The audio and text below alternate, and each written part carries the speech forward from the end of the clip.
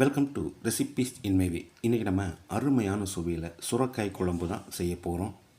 ரொம்ப சுலபமாக இதை எப்படி செய்கிறது, இதுக்கு தேவையான பொருட்கள் என்ன பார்க்கலாம் வாங்க.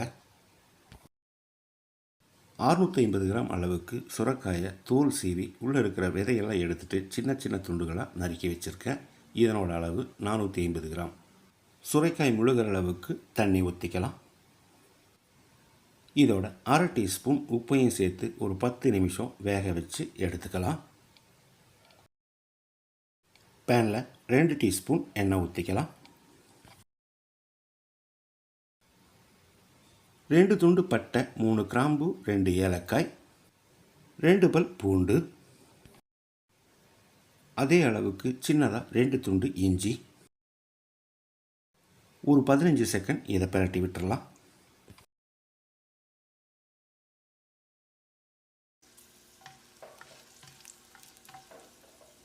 இப்போ இதோட 3/4 கப் அளவுக்கு துருவின தேங்காயை ஒரு 30-40 செகண்ட் வறுத்துக்கலாம்.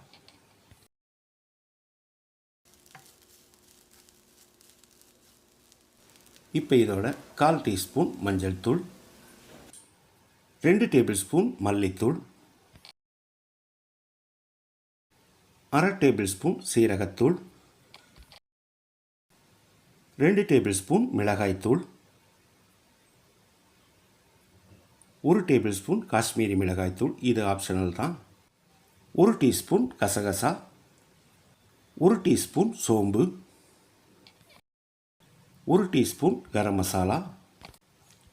ஒரு 30 செகண்ட் இதை பிரட்டி விட்டுடலாம்.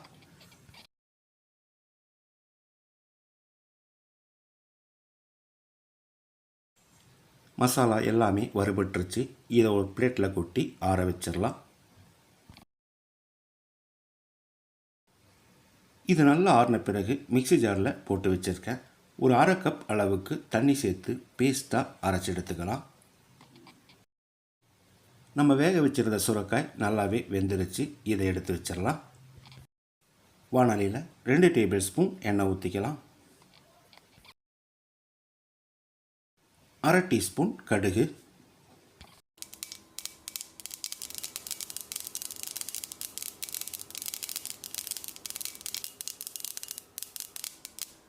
கொஞ்சமாக கருவேப்பிலை,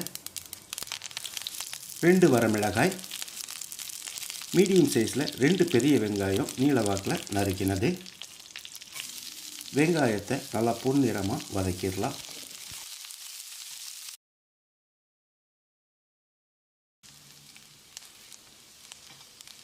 வெங்காயம் நல்லா வதங்கிருச்சு. 200 கிராம் அளவுக்கு மீடியம் சைஸில் 3 தக்காளியை நறுக்கி வச்சுருக்கேன். இதை போட்டுடலாம். ஒரு 1/2 டீஸ்பூன் அளவு உப்பு சேர்த்து தக்காளியை மசிகிற அளவுக்கு வதக்கிடலாம்.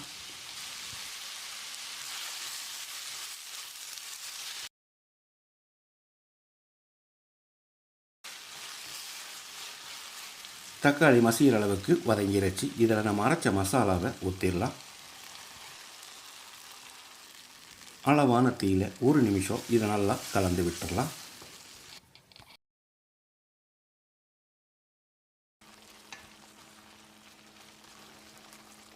இப்போ மிக்ஸி ஜார் அலசி ஒரு அரை கப் அளவுக்கு தண்ணி சேர்த்துக்கலாம். கூடவே நம்ம வேக வச்சிருந்த சுரைக்காயையும் தண்ணியோடையே ஊற்றிடலாம்.